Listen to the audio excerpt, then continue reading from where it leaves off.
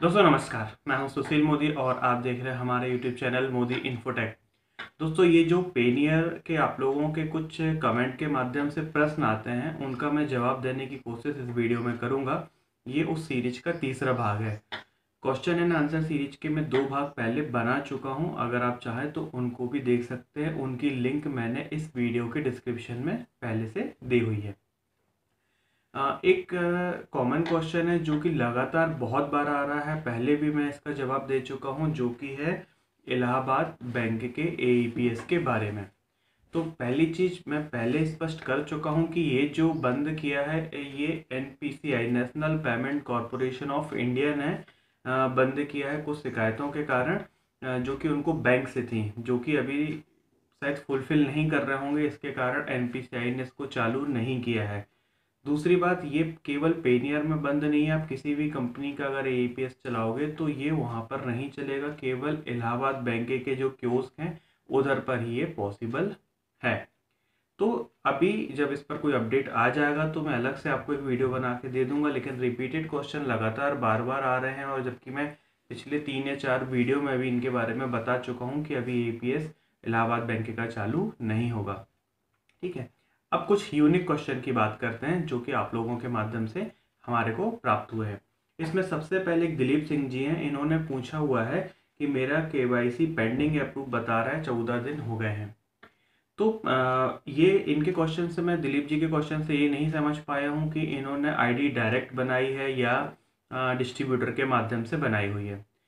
पहली चीज़ मैं आप सभी दर्शकों को फिर से बोल दूं कि अगर आप पेनियर से जुड़ना ही चाहते हैं तो अपनी सिटी के नियरेस्ट डिस्ट्रीब्यूटर से आप मिल लीजिए, उससे आप केवाईसी करा लीजिए, उसको 1000 की फीस दे दीजिए और उसी से आप आईडी लीजिए। डायरेक्ट आप लोगे तो आपकी केवाईसी नहीं हो पाएगी। दिलीप जी, अगर आपके केस में यदि आपने डायरेक्ट आईडी बनाई है तो अब आपको देखना पड़ेगा कि आपका नियरेस्ट डिस्ट्रीब्यूटर कौन है। आप उस डिस्ट्रीब्यूटर के पास जाइए और आप उससे अपनी केवाईसी कराइए। यदि आपने डिस्ट्रीब्यूटर से ही कराई हुई है तो एक बार आप देख लीजिए कि किस कारण से पेंडिंग आ रहा है। अदरवाइज आप टोल फ्री नंबर पे भी कॉल करके पूछ सकते हैं, तो जो भी वो इश्यूज होगा पर्टिकुलर आपके केस में वो आपको बता देगा। वहाँ पर आप अपना रजिस्टर्ड मोबाइल नंबर बता के बात कर सकते हैं। अगर आप बोलेंगे कि आपने डायरेक्ट बनाई है और अगर आप अपने डिस्ट्रीब्यूटर का नंबर नहीं जानते हैं तो आप अपना जो मोबाइल ऐप ओपन करोगे पेनियर का, उसमें सपोर्ट में जाएंगे और सपोर्ट में वहाँ पर आपको एक सेल मैनेजर और एक डिस्ट्रीब्यूटर का नंबर मिलेगा। यदि डिस्ट्रीब्यूटर के नंबर बंद जा रहे हैं या किसी कारण से उनसे कांटेक्ट नहीं हो पा रहा है तो फिर आप अपने सेल मैनेजर से भी बात कर सकते हैं और वो आपको ज़्यादा अच्छा गाइड वहाँ पर कर देंगे कि आप किस डिस्ट्रीब्यूटर से अपनी केवाईसी करा सकते हैं, या आप किसी दूसरी आईडी में मैप होना चाहते हैं तो भी आप मैप हो सकते हैं। तो उम्मीद करते हैं कि शायद आपको इससे मदद मिल जाएगी कि आपको किस तरह से अपनी केवाईसी कंप्लीट कराना है। अगला क्वेश्चन हम लेते हैं। ये सुजीत कुमार जी हैं, इन्होंने बताया कि इनका जो स्टेटस है वो सिस्टम अप्रूव बता रहा है, कितने दिनों में इनका एईपीएस चालू हो जाएगा, क्योंकि शायद चालू नहीं हुआ है। तो ये इन्होंने दिन नहीं बताया। नॉर्मली जो सिस्टम अप्रूव बताने लगता है, मतलब आपकी केवाईसी सक्सेस हो जाती है, तो 3 to 5 बैंक वर्किंग डे में वो चालू हो जा रहा है। अभी ज़्यादातर जो हम लोग देखते हैं कि वो बुधवार और शनिवार को एईपीएस ज़्यादा एक्टिवेट होते हैं पे नियर बाई के। तो यदि आपका सिस्टम अप्रूव दिखा रहा है और अगर 5-6 दिन नहीं हुए हैं तो आप वेट कर लें, और यदि 5-6 दिन हो गए हैं तो फिर आप अपने डिस्ट्रीब्यूटर से या टोल फ्री नंबर पर कांटेक्ट कर लीजिए। कई बार ये भी होता है कि टोल फ्री नंबर पर जब आप कॉल करते हो तो वहाँ से वो प्रोसेस को आगे बढ़ा देते हैं और 1 घंटे से लेके 1 दिन में आपका एईपीएस वापस एक्टिवेट हो जाएगा। तो आप दोनों माध्यम से संपर्क कर सकते हैं, डिस्ट्रीब्यूटर से भी या टोल फ्री से भी, लेकिन यदि 4 दिन से ज़्यादा हो गए हों तो। अगला क्वेश्चन है यहाँ पर नैमी चंद जी के हैं। उन्होंने एक पूछा हुआ है कि उनका ग्रामीण बैंक का पैसा फंस गया हुआ है और वो हमसे हेल्प चाह रहे हैं। तो इस टाइप के कोई भी दर्शक हो, चाहे वो ग्रामीण बैंक का फंसा हो या किसी का भी फंसा हो, तो मैंने एक अलग से वीडियो बनाया हुआ है कि ट्रांजेक्शन क्यों फंसता है और हम पेनियर में इसकी कंप्लेंट कैसे कर सकते हैं। तो आप उसकी कंप्लेंट कर दीजिए। कंप्लेंट करना यदि आपको नहीं बन रहा है तो आप अपने डिस्ट्रीब्यूटर से भी कांटेक्ट कर सकते हैं, या जो मैंने यहाँ पर एक वीडियो बनाया हुआ है आप वो भी देख सकते हैं, तो आपको ज़्यादा आसानी से उसका रिफ़ंड प्राप्त हो जाएगा। चूँकि ग्रामीण बैंक का है तो इसमें आपको थोड़ा-सा समय भी लग सकता है, और कंप्लेंट करने के पहले मैं आपसे रिक्वेस्ट करूँगा कि आप इसकी पासबुक को अपडेट करा लें और उसकी क्लियर कॉपी भी अपलोड कर दें, जिससे ये क्लियर हो जाए कि पैसा डिडक्ट हुआ है, साथ ही 7 दिन हो गया है और वो पैसा रिवर्ट नहीं आया है, तो आपका रिफ़ंड की प्रोसेस वो जल्दी कंप्लीट करवा देंगे बैंक से। तो आप पासबुक के साथ ही कंप्लेंट करिएगा। जग नारायण जी हैं, इन्होंने पूछा सर अपनी रिटेलर आईडी को दूसरे डिस्ट्रीब्यूटर में कैसे मैप कराएं। तो पहली चीज़ मैं आपको ये बता दूं कि यदि रिटेलर आईडी से ट्रांजैक्शन हो गए हैं, मतलब ऑलरेडी आपकी रिटेलर आईडी एक्टिवेट है, तो कंपनी की जो नई पॉलिसी है, आप किसी दूसरे डिस्ट्रीब्यूटर में मैप नहीं हो सकते। कारण केवल ये है कि मान लीजिए मेरा रिटेलर है और मैंने आपको बनाया, समझाया, सब कुछ किया, और उसके बाद आप किसी दूसरे डिस्ट्रीब्यूटर में चले आएंगे, तो कहीं ना कहीं मेरा बिजनेस प्रभावित होगा। तो ऐसे बहुत सारे डिस्ट्रीब्यूटर हैं जिनका काम प्रभावित होगा। तो कंपनी की पॉलिसी है कि यूज़र एक्टिवेट हो जाने के बाद आपका रिटेलर कहीं दूसरी जगह नॉर्मली नहीं जा पाएगा, कुछ स्पेशल कंडीशन अलग छोड़ दी जाए।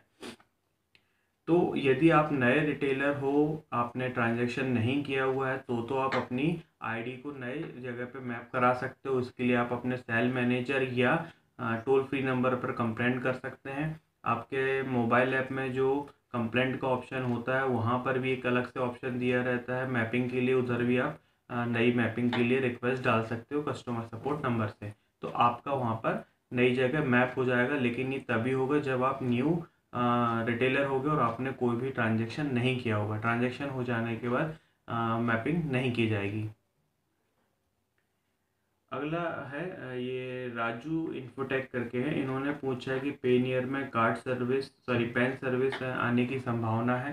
तो अभी तक लगभग 1 ईयर से ज़्यादा हो रहा है हम लोग पेनियर के साथ काम कर रहे हैं, और कई अलग अलग सर्विस के बारे में तो सुना था कि IRCTC आएगा, इंश्योरेंस आएगा, लेकिन पैन के बारे में अभी तक नहीं सुना है। तो मेरी जो जानकारी और समझ है कि पैन सर्विस अभी नहीं आने वाली है।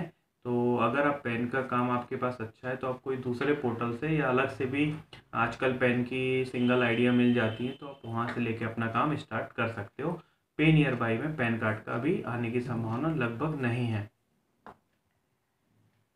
एक लास्ट क्वेश्चन यहाँ पर लेते हैं कि महिपाल चौहान जी हैं, इन्होंने पूछा है कि पॉस एजेंट रजिस्ट्रेशन करने के लिए कितना चार्ज पे करना पड़ता है। तो मैंने पहले भी कई कमेंट और वीडियो के माध्यम से बताया हुआ है, जिसमें पॉस का रजिस्ट्रेशन प्रोसेस भी आपको बताया हुआ है कि पॉस रजिस्ट्रेशन टोटल फ्री है। इसका पे नियर आपसे कोई भी चार्ज नहीं वसूलता है। आप इसका अपना रजिस्ट्रेशन करें, ट्रेनिंग लें, एग्ज़ाम दें, और उसके बाद आप इसमें अपना काम चालू कर सकते हैं। अगर आपने पॉस रजिस्ट्रेशन के वीडियो नहीं देखे हैं, तो मेरे चैनल पे जाके आप उनको भी देख सकते हो, आपको वहाँ पर वो अवेलेबल हो जाएंगे और पॉस की पूरी आपको जानकारी मिल जाएगी। इसी से संबंधित मैं एक दो क्वेश्चन यहाँ पर बता दूँ। कई लोगों ने पूछा है कि सर हम 10वीं पास नहीं है, तो क्या हम 8वीं की मार्कशीट लगा सकते हैं। तो देखिए, चूँकि मिनिमम क्वालिफिकेशन ही 10th उनने मांगा है, अगर 10th नहीं है तो वो नहीं हो पाएगा। कई लोग बोलते हैं घर में किसी दूसरे की लगा दें तो वो रिजेक्शन में आ जाएगा। तो बेटर ये है कि यदि आप नहीं हो, तो आप घर में किसी दूसरे के नाम से एक और आईडी ले लें, और उनके डॉक्यूमेंट के बेस पर आप अपना रिटेलर आईडी बना लें, और वहीं से आप पॉस एजेंट का काम कर लीजिए। एक क्वेश्चन था जिसका मैं स्क्रीनशॉट नहीं ले पाया था, उन्होंने पूछा था कि मदरसा के बेस पर हो सकता है। तो अगर वो मदरसा से जो उनको सर्टिफिकेट मिला है, यदि वो 10वीं कक्षा के समकक्ष है, मतलब अगर उसको माना जाए कि वो 10वीं कक्षा के बराबर है, तो आप वो लगा सकते हैं। यदि वो 10वीं कक्षा के बराबर नहीं आ रहा है, उससे कम है, तो उसको फिर नहीं मान्य होगा।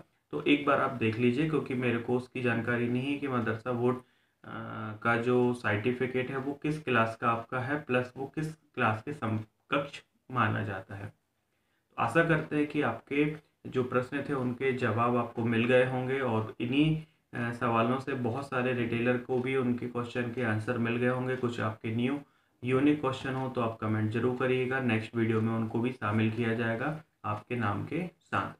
वीडियो देखने के लिए बहुत बहुत धन्यवाद। अगर आपने अभी तक हमारे चैनल को सब्सक्राइब नहीं किया है, सब्सक्राइब कर लीजिएगा, नोटिफिकेशन बेल आइकन दबा दीजिएगा, ताकि जब भी मैं कोई नया वीडियो लेके आता हूँ तो उसका नोटिफिकेशन आप सभी लोगों को पहुंच जाए, और वीडियो को लाइक करना तो बिल्कुल भी मत भूलिएगा।